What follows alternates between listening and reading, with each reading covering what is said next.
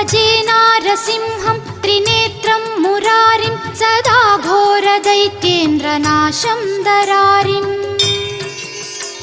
सदा भक्तपोषं रमेशं हरीशं सुशङ्कारि पद्मं गदां सन्धरन्तम्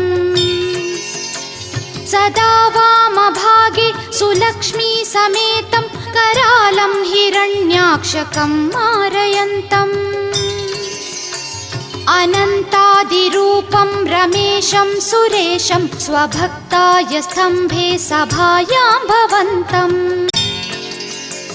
भजे नारसिंहं सदा भीमकायं सुघोरं स्ववज्राभदं परेशम् रमालिङ्गिताङ्गं सदा मृत्युघोरं स्वभक्तेषु कारुण्यनिष्यन्ति भावम्।